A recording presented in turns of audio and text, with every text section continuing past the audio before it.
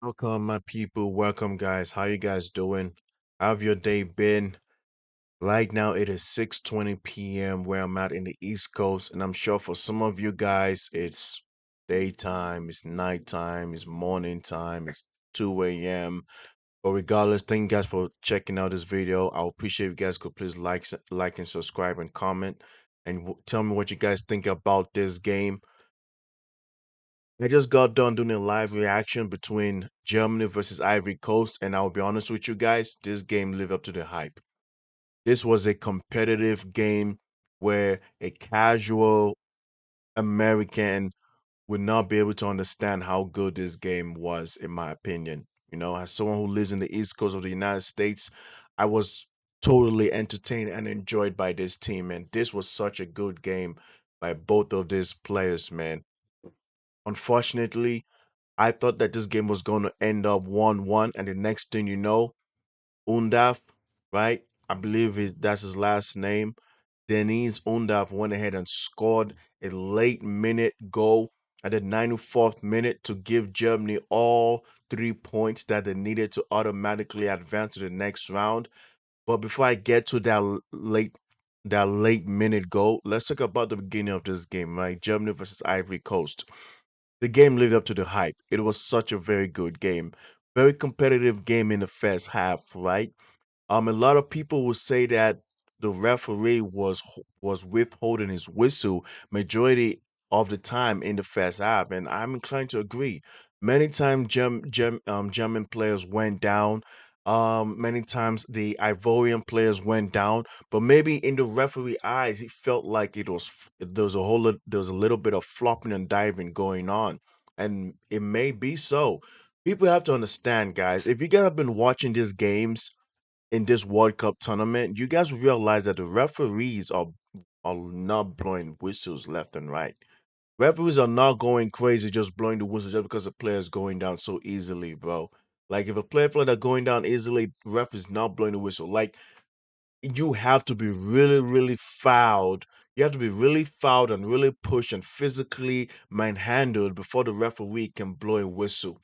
And I will be honest with you, I am fine with that because there's been a high complaints of flopping and diving going on in football lately. Okay, trust me. I watch the NBA and I also watch football. Okay, I don't want to see the Oklahoma Thunder in a FIFA World Cup tournament. Okay, I don't want to see SGA in a German team or an Ivory Coast team. I'm gonna keep the bean with y'all, my people.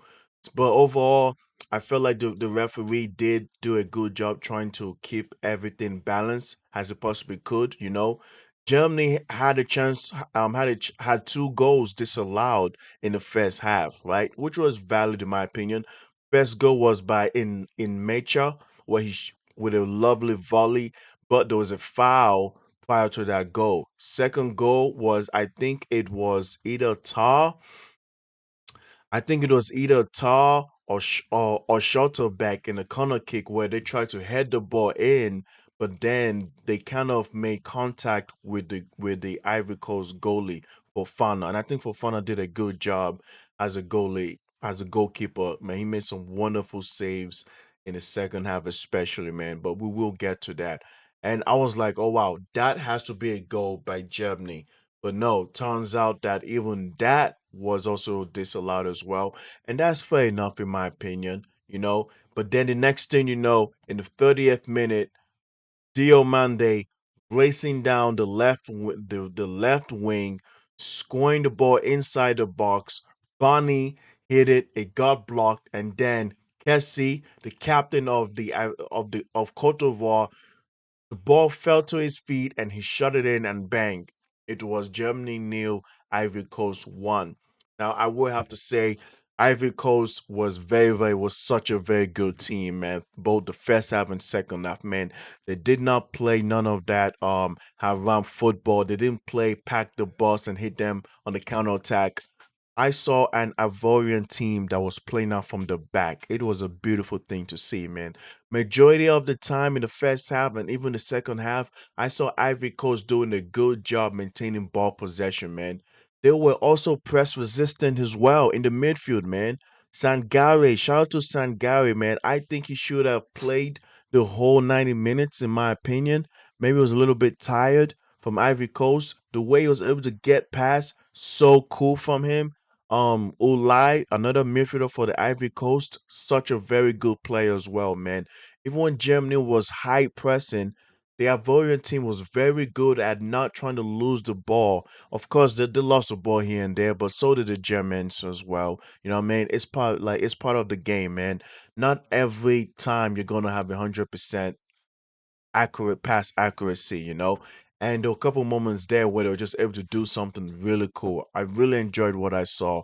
I would not lie from you, man. This Ivory Coast team was so good, man. There was so much quality playing from Ivory Coast, and that also applies to Germany as well. Germany played some very good football. They were as soon as they conceded that goal, they try to be on the attack. They try to do everything they can to keep on attacking, trying to keep ball possession. Unfortunately, the Ivory Coast defense was very solid, man.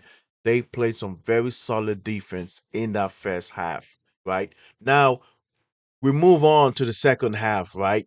And my goodness. What can I say? Second half, I think that's where the game really showed itself. I'm going to be honest with you guys, right? Second half, we saw Germany come out the gate trying to push the tempo, trying to be as aggressive as they can. And Ivory Coast did a good job. The Ivory Coast did a good job soaking up that pressure, absorbing that pressure, and trying to hit them on the counter attack. You know, Amad Diallo was very good when it came to his pressing. But I'll be honest with you, he was poor this game. I can see why he came on the bench against Ecuador, man. Other than the high intensity pressing, Amadiello did not offer much. Now, of course, there was one opportunity he had where he dribbled the ball in the right flank, and I think this was a little bit in the second half, square the ball over to a player and the player just missed a chance, shot it over the ball, right?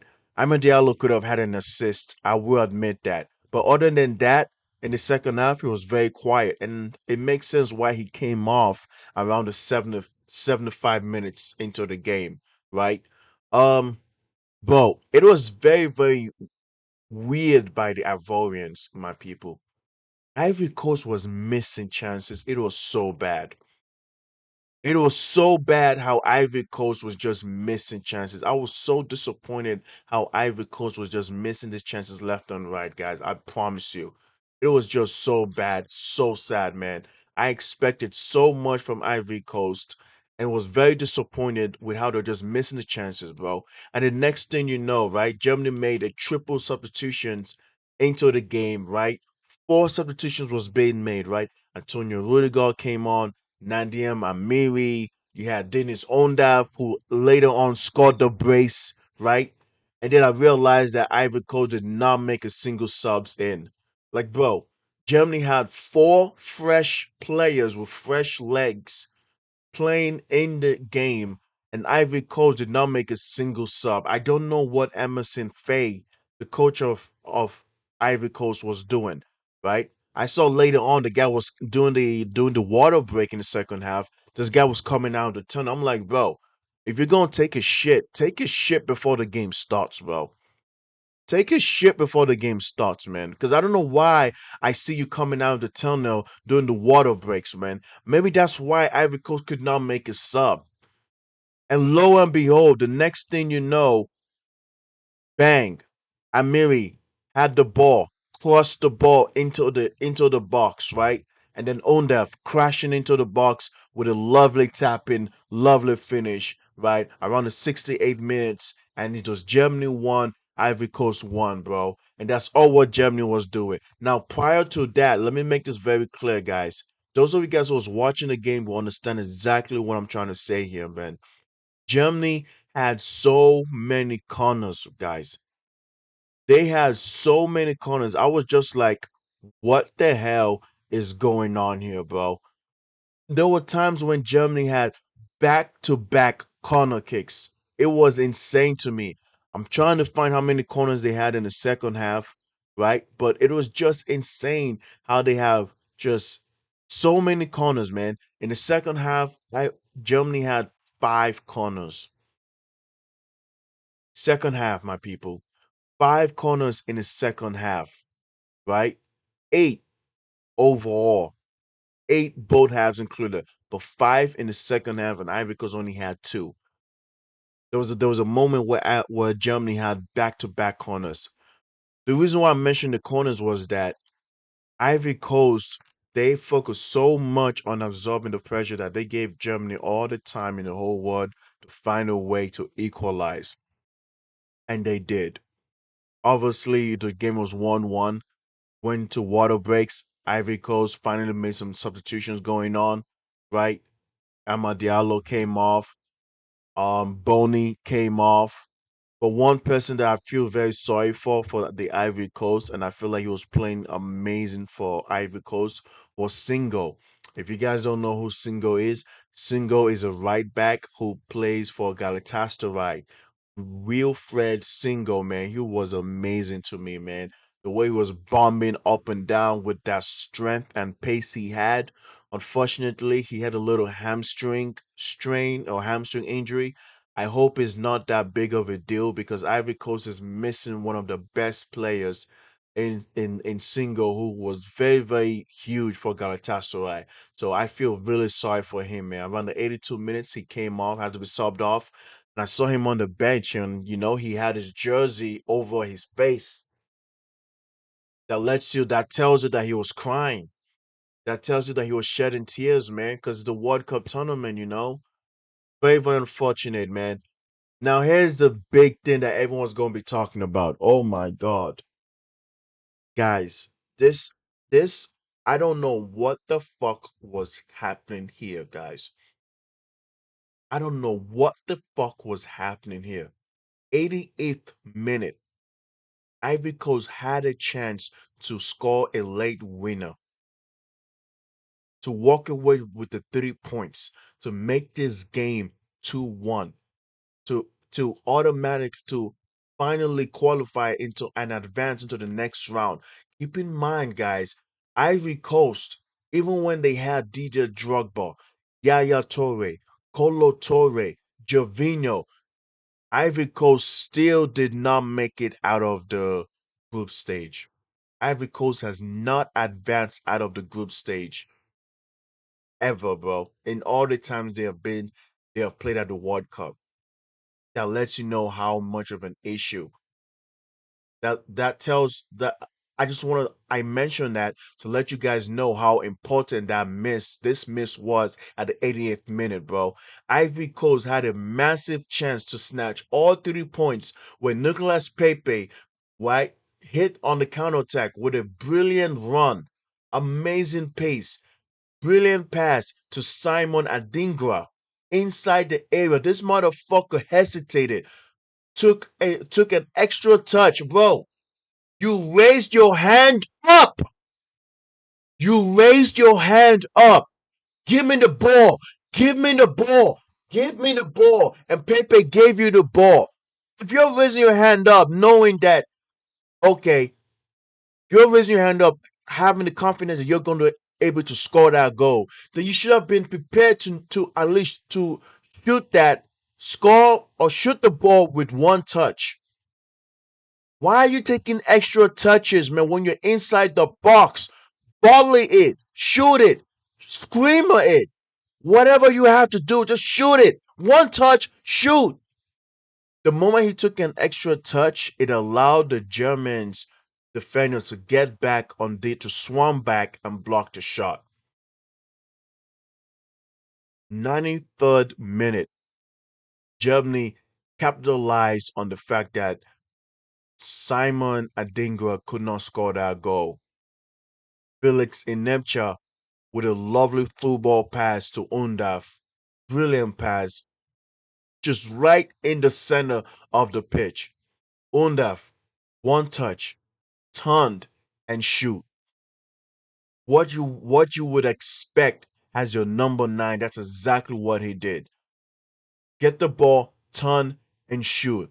Find a pass right through Fofana. Keep in mind, Fofana was amazing this game. I cannot put the blame on Fofana because I could put the blame on the fact that the Ivory Coast defenders allowed him to be onside. Fofana had five saves, guys. Five saves. Manu only had one registered save. Just to let you guys know how much of a good goalie the Ivory Coast, how much a good goalie Fofana was. But eventually, Germany was going to break the deadlock, score a late minute winner, and now they sit atop of the group with 6 points, advancing to the next stage. Felt really sorry for Ivory Coast because I think Ivory Coast played such a good game. They played a lovely game. The way they were able to play out from the back, the way they were able to beat the pressing of the Germans, right? It's just unfortunately they did not convert their chances, and that's how it is in the game. And I also want to mention this as well. It's very important I say this, guys. Shout out to Yan Diomande. I don't know if you guys heard. I think he may have lost his sister. And yet this guy still came on to play the game of football, man. Shout out to Diomande, man. He lost his sister, and I'm sure that he's so emotional right now. But yeah, this guy did all what he did. Later on in the second half, when he switched to the right wing, I don't think he played well. I don't think he was really good. Could not beat his man 1v1. I mean, there was a time when he was in front of Jonathan Tah, a whole ass center back, and he still refused to beat him 1v1. You either pass to the next man or pass back. But I'm gonna give Diomande a bit of slack. You know, he's a 19-year-old kid who lost his sister, right? He had a heartfelt message on his IG, which has been posted over the social media page. So I will advise you guys to go read it. It was such an emotional message to his late sister. So, Diomande, rest in peace to your sister, and I hope you get back on your feet. As for Ivory Coast, it's not over yet. Ivory Coast get to play Curacao, and I do believe that it will be an easy win. Ivory Coast just need to pick themselves back up, find a way to score as many goals as they can, because even though Ecuador will beat Curacao, Ecuador don't have the firepower to score a lot of goals, whereas Ivory Coast, in my opinion, they have the firepower to score a lot of goals. But anyway, that's how I see the game. What do you guys think about this game? What y'all think? You think it was well deserved win by Germany? Do you think that miss by Angira costed Ivory Coast to at least make the game 2-2, maybe? Tell me what you guys think. Please like and subscribe, guys, and I will be back later. Peace, guys.